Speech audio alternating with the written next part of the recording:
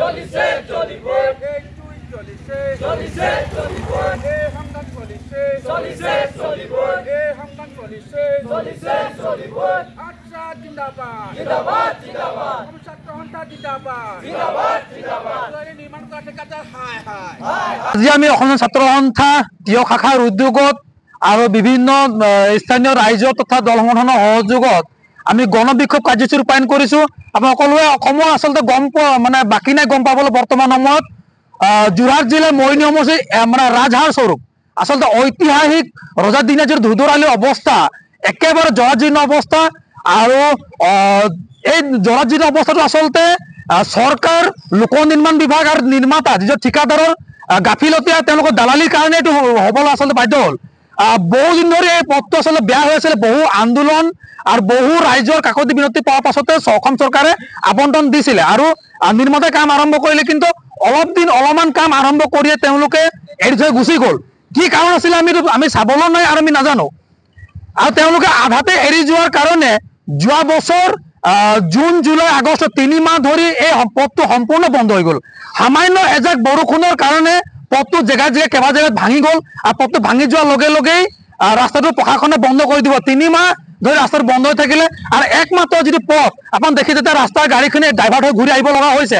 আৰু ইয়াৰ যিসকল এই ওচৰত থকা যিসকল গাঁৱৰ যিসকল গঞা ছাত্ৰ ছাত্ৰী তেওঁলোকৰ ঘৰৰ পৰা স্কুল ওলাই যাব নোৱাৰা হ'ল আৰু তেওঁলোকে স্কুল যাব নোৱাৰে, চিকিৎসালয় যাব নোৱাৰে। তাৰ একমাত্ৰ গাফিলতি আচলতে লোক নিৰ্মাণ বিভাগ আৰু চৰকাৰ প্ৰশাসন আৰু ঠিকাদাৰ তেওঁলোকৰ গাফিলতিৰ কাৰণে আচলতে শ শ গাঁৱৰ জনসাধাৰণ ভুগিব লগা হৈছিলে।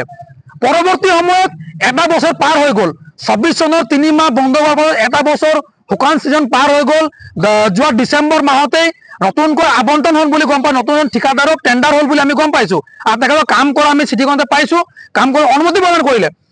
ডিচেম্বৰ মাহৰ পৰা আজি মে জুন মাহ সোমালে, আজি 5 মাহ 6 মাহ পাৰ হৈ যোৱা সবল হ'ল।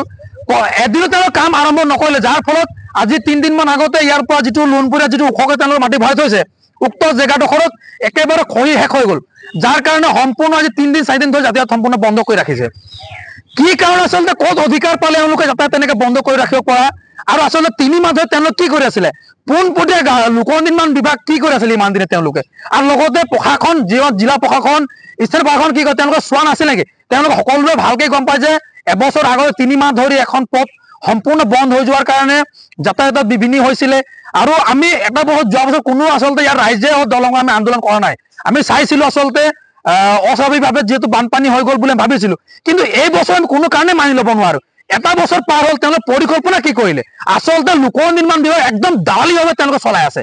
তেওঁলোকৰ কোনো পৰিকল্পনা নাই। যিসকল অভিযন্তা আছে একেবাৰে দালালি, অকল ঠিকাদাৰৰ লগত মিলা মিলি কৰি টকা তেওঁলোকে আত্মসাৎ কৰাতে তেওঁলোকে আচলতে ব্যস্ত হৈ থাকে।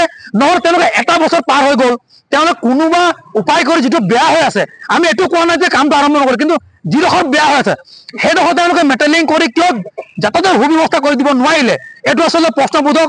আৰু ইয়াত কোন কোন আচলতে জড়িত আছে, কাৰ গাফিলতিৰ কাৰণে এই পথটো আচলতে ইমান জনসাধাৰণ শিৱসাগৰ জিলা, যোৰহাট জিলা, গোলাঘাট জিলাৰো কানেক্টিং ৰোড বুলি ক'ব পাৰি। এইটো নাগালেণ্ডৰ গাড়ী আমি সহজে দেখিছো, গাড়ী একেবাৰে পথাৰ সোমাই যাব লগা হয়। আৰু ভগৱান ভাগ্য ভাল আচলতে লোক নিৰ্মাণ বিভাগ আৰু প্ৰশাসনে এইটো কাৰণে বাচিলে। কোনোবা এজন যদি যুৱক বা কোনোবা এজন মানুহ যদি এক্সিডেণ্ট হৈ কিবা হ'ব লগা হ'লহেঁতেন, ইয়াতকৈ ডাঙৰ পৰিস্থিতি হ'ব লগা হ'লহেঁতেন। তো আজি আমি এই গণবিক্ষোভ কাৰ্যসূচীৰ যোগেদি আমি দাবী জনাইছো চৰকাৰ, লোক নিৰ্মাণ বিভাগ আৰু দালালি ঠিকাদাৰ আপোনালোকক আমি সকীয়াই দিছো। ইয়াৰ পৰৱৰ্তী সময়ত যদি ৰাস্তা বন্ধ কৰিব লগা হয়, আপোনালোকৰ কাৰ্যালয় আপোনাৰ ঘৰ কিন্তু ঘেৰাও কৰিবলৈ আমি বাধ্য হ'ম। হয়, চাওক, আজি অসম স্বাধীনতা ছাত্ৰ সন্থা তিয় শাখা সমিতিৰ উদ্যোগত আমি বিক্ষোভ কাৰ্যসূচী লৈছোঁ।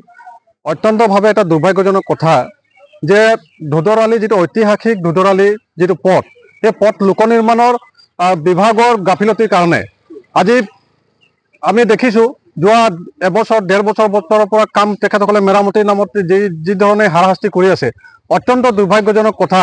আৰু সমগ্ৰ যিসকল জনসাধাৰণ আছে, একমাত্ৰ মৰিয়নি বিধানসভা সমষ্টিৰ একমাত্ৰ যিটো ঘাইপথ, সেই পথটোক আজি যি ধৰণে জৰাজীৰ্ণ তেখেতসকলে কৰিলে লোক নিৰ্মাণ বিভাগৰ গাফিলতিৰ কাৰণে, নিশ্চিতভাৱে এইটো সমগ্ৰ জনসাধাৰণৰ কাৰণে এটা খুবেই অসুবিধাৰ সৃষ্টি হৈছে। যাৰ কাৰণে মানুহে ছাত্ৰ ছাত্ৰীৰ পৰা লৈ যিমানবিলাক ব্যৱসায়ী হওক বা ইয়াৰ জনসাধাৰণসকলে অহা যোৱা কৰাত যি ধৰণে হাৰাশাস্তি হৈছে, নিশ্চিতভাৱে লোক নিৰ্মাণ বিভাগৰ যে গাফিলতিৰ কাৰণে আজি জনসাধাৰণে ভুক্তভোগী হ'ব লগা হৈছে। আমি লোক নিৰ্মাণ বিভাগক আমি আহ্বান জনাইছোঁ আজিৰ এই বিক্ষোভ কাৰ্যসূচীৰ যোগেদি যে অতি শীঘ্ৰে যদি তেখেতসকলে কাম বনবিলাক যদি আৰম্ভ নকৰে বা শেষ নকৰে কাম কৰা, নিশ্চিতভাৱে ইয়াতকৈ তীব্ৰতৰ গণতান্ত্ৰিক আন্দোলন কাৰ্যসূচী গ্ৰহণ কৰা হ'ব। আৰু ইয়াৰ লগতে মৰিয়নিৰ বিধানসভা সমষ্টিৰ যিগৰাকী বিধায়ক, আজি 5টা কাৰ্যকাল তেখেতে জনসাধাৰণৰ পৰা ভোট তেখেতে বিভিন্ন প্ৰতিশ্ৰুতি দিলে, দক্ষ বিধায়ক বুলি তেখেতক কোৱা হয়। যিগৰাকী বিধায়কে এই দুধৰালি পথটোতে 10 বাৰকৈ অহা যোৱা কৰে, তেখেতে ইমানবাৰ অহা যোৱা কৰাৰ পাছতো কিন্তু তেখেতে এই ৰাস্তাটো নেদেখে নেকি যে ইমান মানে দুৰৱস্থা হৈ গৈছে, ইমান গাঁত হৈ গৈছে, ইমান বোকাময় ৰাস্তা এটা জনসাধাৰণে কেনেকৈ অহা যোৱা কৰিছে। তেখেতসকলে কেৱল প্ৰতিশ্ৰুতি দি থাকিলেতো নহ'ব, তেখেতে এই ৰাস্তাটোত কি ধৰণে হৈছে। এতিয়া দিলজিৎ সিং নে কোনোবা যে হাৰিয়ানাৰ এজন ঠিকাদাৰক তেখেতে এই ঠিকাটো প্ৰদান কৰিলে কেইবাশ কোটি টকাৰ এটা কাম, যি কাম আজি তেখেতসকলে আমি এই কথাটো মানে নিশ্চিত হ'ব পাৰি যে তেখেতসকলে মুনাফাৰ কাৰণে সম্ভৱতঃ তেখেতসকলে আজি এই গাফিলতি কৰি আছে। আমি পুনৰবাৰ অসম চৰকাৰৰ লগতে লোক নিৰ্মাণ বিভাগক আমি অনুৰোধ জনাইছোঁ যে তেখেতসকলে যদি শীঘ্ৰে এই দুধৰালি পথটো শীঘ্ৰে যদি নিৰ্মাণ নকৰে, নিশ্চিতভাৱে ইয়াতকৈ গণতান্ত্ৰিকভাৱে আন্দোলন কাৰ্যসূচী তীব্ৰতৰ কৰি তোলা হ'ব।